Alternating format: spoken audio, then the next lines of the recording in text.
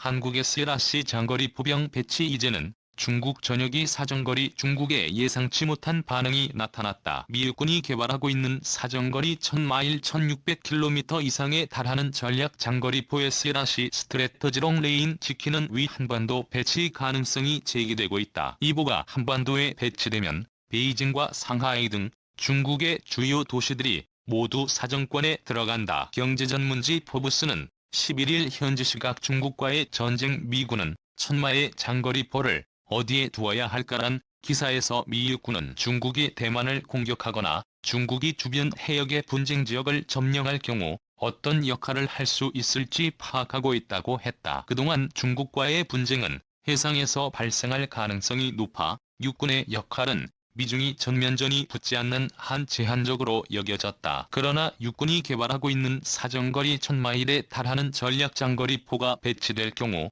얘기가 달라진다. 육군이 멀리 떨어진 중국의 비행장 등을 직접 타격할 수 있는 것이다. 포브스는 한국, 일본, 필리핀을 미국의 포병 부대를 배치할 잠재 지역으로 거론하면서도 이들 지역이 포병을 유치하고 싶어 한다는 보장은 없다고 했다. 중국과의 충돌을 우려해 배치를 반대할 수 있다는 것이다. 그러면서 대안으로 중국의 공격에 매우 취약하지만 중국 주변 해역의 섬들에 이 거대한 보를 몰래 배치하는 방안을 거론했다. 한국이 배치 장소로 거론되는 이유는 랜드 연구소가 지난 2019년 펴낸 보고서의 지도를 보면 알 수 있다. 랜드 연구소는 한국과 일본, 필리핀 등에 750마일 1200km 사정거리포나 미사일을 배치했을 경우를 가정했다. 한국에 설치하면 베이징부터 상하이까지 모두 사정거리에 들어오고 일본 남부에 설치할 경우엔 상하이가 사정거리에 들어오지만 중국 동부 연안 일부 지역만 사정거리가 된다. 필리핀 북부에 설치할 경우엔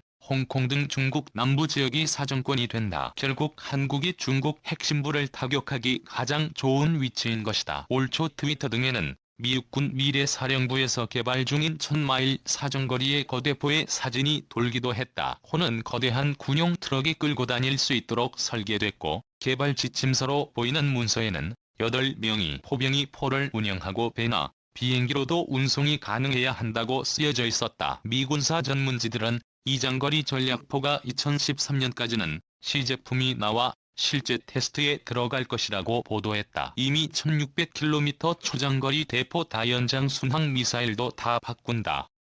미국 육군 포병이 면모를 일신한다. 기존 자주포와 포탄 개량에서 사거리 1600km에 이르는 초장거리 대포 개발, 그초음속 순항 미사일 개발 등 굵직굵직한 전력 증강 사업이 대기하고 있다. 자주포 보신 개량만 떼어놓고 보면 55년 만의 대변혁이다. 미 육군의 변신 노력은 중국과 러시아를 견제하기 위한 것이다. 지난 1990년대 초반 이후 미군의 주전장은 이라크나 아프가니스탄 사막이나 산악지대 미군이 이라크 등지의 늪에 빠져있는 동안 중국과 러시아는 재래식 군비를 가다듬었다. 복수의 적과 여러 상황에서 맞붙을 수 있는 다영역 작전 멀티 도메인 오퍼레이션 환경에서 더 이상 포병 화력 전력 강화를 미룰 수 없다는 인식이 깔려있다. 마크 밀리 미 육군 참모총장이 지난해에 언급한 포병 화력 정례화를 본격적으로 시작하는 분위기다. 끈질기게 살아남은 내밀곰국 대폭 개량 추진는 미 육군이 현재 사용하는 M109 시리즈가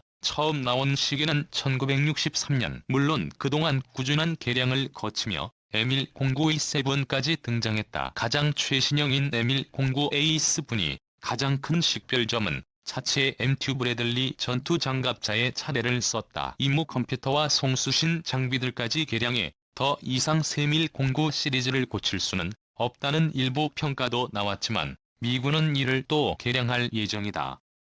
이번에는 포신 교체가 유력하다. 현재 구경장 39포신의 길이와 포구 지름간 배열인 포신을 58구경장으로 변경하는 안이 검토되고 있다. 한국의 K9이나 독일의 G000 등 세계 16급 자주 곡사포의 5구경장 화포보다 길다. 58구경장의 사거리 연장탄 조합으로 사거리 100km 넘바는 현재 미 육군 보병 화력의 중추인 M109 자주 곡사포의 최대 사거리는 30km를 약간 넘는 수준이다.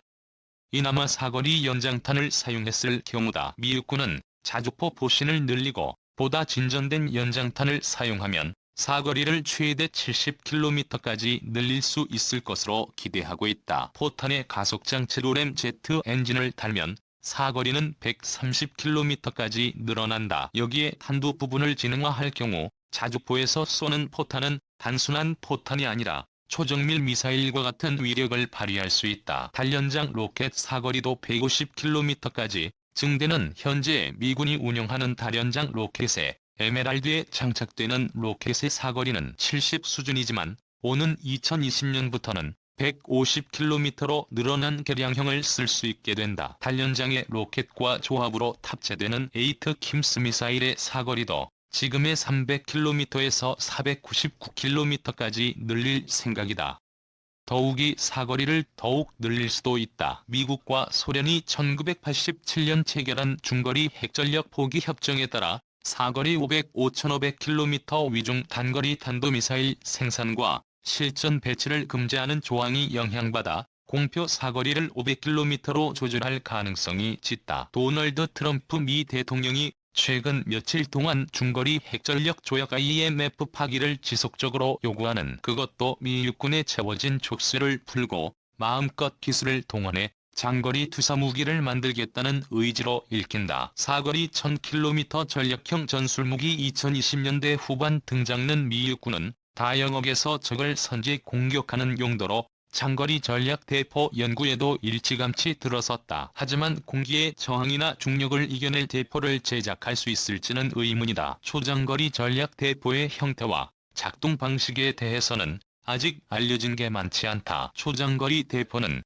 기존의 M109 자주포보다 규모와 보신과 포구의 직경이 다소 늘어날 것이라는 소식만 들었다. 22,003km 위 사거리를 가진 극초음속 미사일도 주목할 대상이다. 사정거리가 1000km를 넘어가는 이종의 신무기 체계는 늦어도 2020년대 후반의 모습을 드러낼 것으로 전망된다. 전술부대에 배치될 이들 무기는 전략형 전술무기로 다영역 전투에서 선제 공격 수단이 될 것으로 보인다. 중국, 러시아 견제 군사적 긴장 점증 우려는 미육군 포병이 일대 혁신을 추진하는 것은 중국이나 러시아와 직접 겨루게 될지 모르는 상황에 대비하기 위해서다. 중국이 다른 해양 세력의 접근을 막기 위해 채택한 반접근 지역 거부 전략이나 러시아가 세계 최고라고 자랑하는 S-500 방공망도 미육군의 이 같은 포병 화력이라면 쉽게 무력화할 수 있다. 더욱이 미국의 IMF 탈퇴를 놓고 미국과 러시아, 중국 간에 서로 물고 물리는 긴장이 고조되고 있다는 점에서 새로운 무기 개발 경쟁이 벌어질 가능성이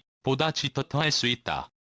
나치 독일 국영 800mm 커포 실전 운용 불박사 빅바빌론 개발하다 암살당해 낯설지 않는 초장거리 대표는 프랑스 소설가 줄 베르는 1869년에 발표된 지구에서 달까지라는 소설에서 거대한 대포로 로켓을 발사해 달을 여행하는 모습을 그렸다. 나폴레옹 전쟁 직후 러시아는 실전에서 써보지도 못한 주대용 화보를 제작한 적이 있다. 2차 세계대전 당시 나치 독일은 구경이 800mm에 이르는 거포를 제작해 실전에 몇 차례 사용했다. 미국도 구경 9만 14mm짜리 대구경 박격포를 개발했지만 실전에는 투입하지 않았다. 전후의 초장거리포 제작 스토리는 더욱 극적이다.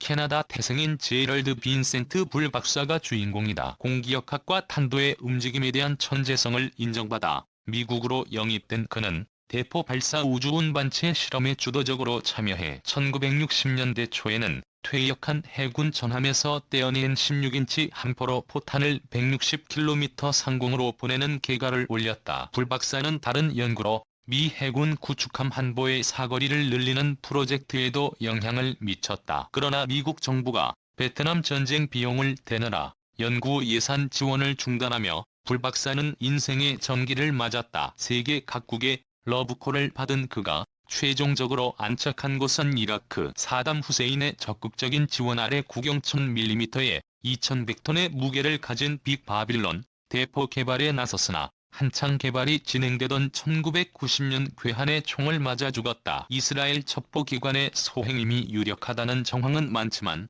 물증은 하나도 남아있지 않다. 불 박사가 살았다면 우주 대포를 완성할 수 있었을까에 대해서는 부정적인 시각이 적지